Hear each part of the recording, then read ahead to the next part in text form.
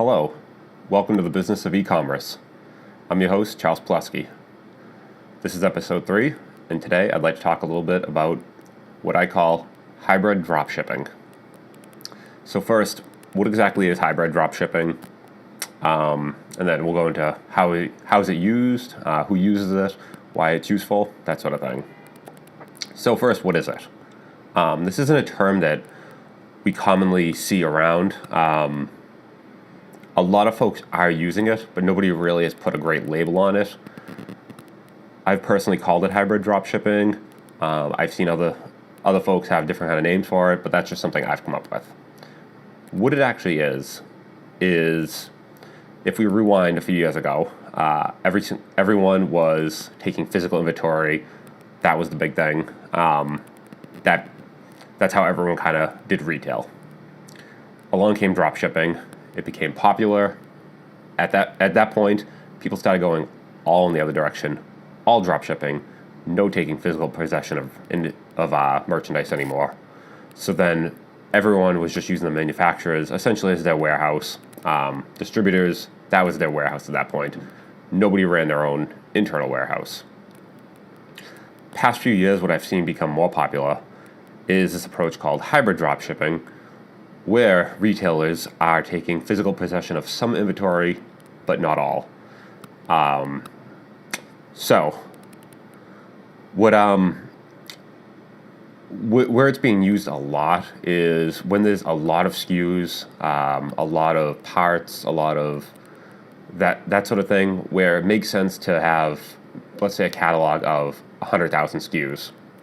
You might not be able to have all in stock, but the top 100, the top 10, the top X number of SKUs, that might make sense to have some in-house. So it's not something you're going to do with all SKUs, all products, that sort of thing. It's something that you're going to cherry pick and have some on hand. And then for the bulk of them still, you'll go back to manufacturers or distributors. And when I say in-house, it's either actual in-house, like your own, inventory physically at your location, or something like a 3PL, third-party logistics company, where it's your inventory you've purchased. It lives in their warehouse, but it's your inventory, and only you have it. The other option is some retailers, not all vendors offer this, but some retailers prepay for inventory at the vendor. So ahead of time, it's your inventory, it's paid for, but you haven't actually ever left the manufacturer. It's still sitting at the manufacturer's warehouse.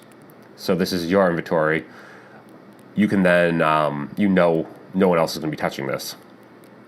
So those are kind of the three places when I say your inventory, either prepaid at the manufacturer, at a 3PL, or at your warehouse. And then the dropship inventory is distributors or the bulk of the manufacturer inventory, where it's in that pool of dropship inventory at that point where other retailers also have access to it.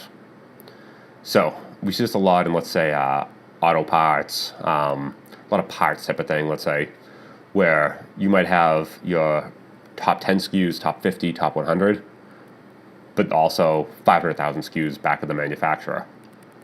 So what this allows you to do is a few different things.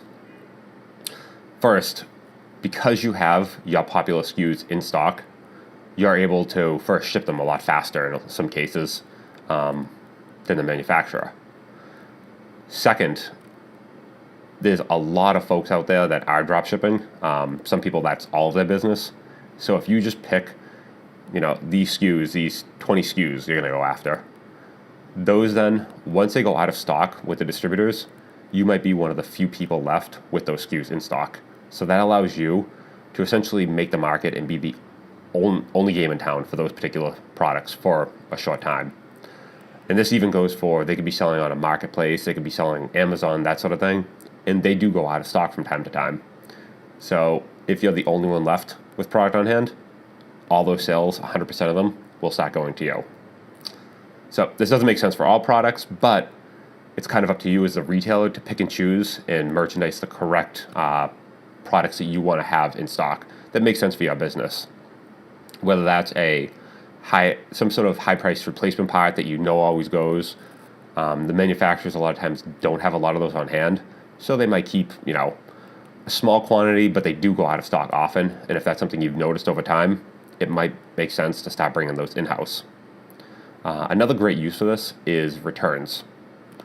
A lot of times what happens with dropshipping, the whole kind of relationship is you send it out to a buyer, to an end consumer. At that point, if they have a return, you have the option of sending it directly back to the manufacturer. Might pay a restocking fee, some sort of thing like that. But a lot of times it's something where the buyer got the product, maybe they didn't even open the box, the product's not damaged, everything's fine. They can send it right back to you as the retailer, and now you have that product on hand. You are able to then sit on that inventory for a little bit. The next time you sell that, you know to send that out of your inventory locally and not to the manufacturer.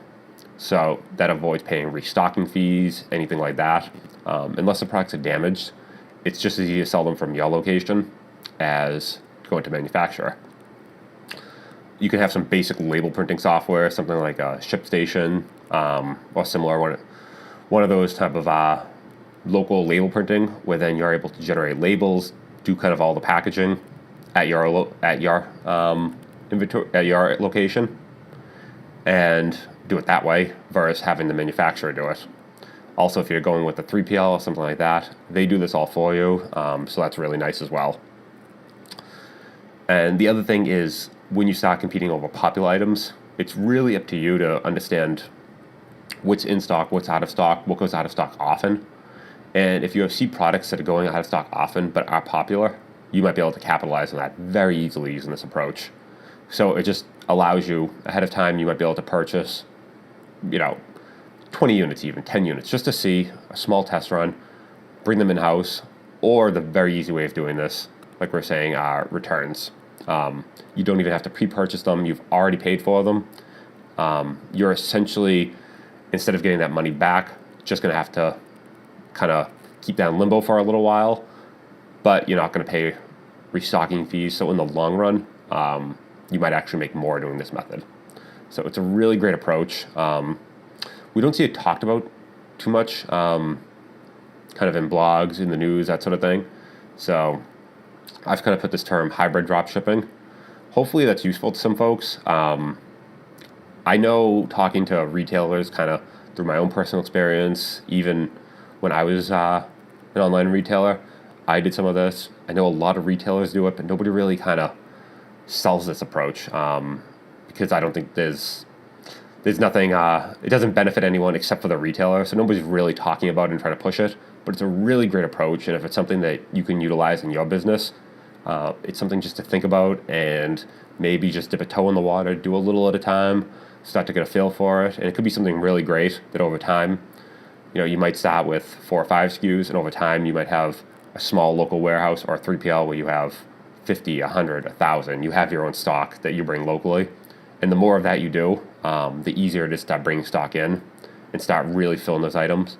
Plus, at some point, once you got comfortable with this, you could actually start moving for some items. And this is very targeted on certain items. Start making large bulk purchases of these items and bring certain SKUs in-house. That way you're getting a deal on a particular SKU. If you can sell it, often it's a popular product, you'll actually be able to start getting a more competitive price for that 1, 2, 3 particular SKUs, and kind of work your way from there on starting to make large purchase orders for those SKUs from manufacturers. So it's a great approach. I urge you just to give it a shot, try it, see if it's right for your business. Maybe it helps you. If it does, write in, send us a comment. I'd love to hear it. As always, you can find us on businessofecommerce.fm. You can reach my email at charles@businessofecommerce.fm. And also you can reach me on Twitter at CharlesPal. And I'd love to hear if this helps anyone, if this is something folks have tried, and what they think. So drop me a line, and I'd love to hear from you. Thanks. Talk to you soon.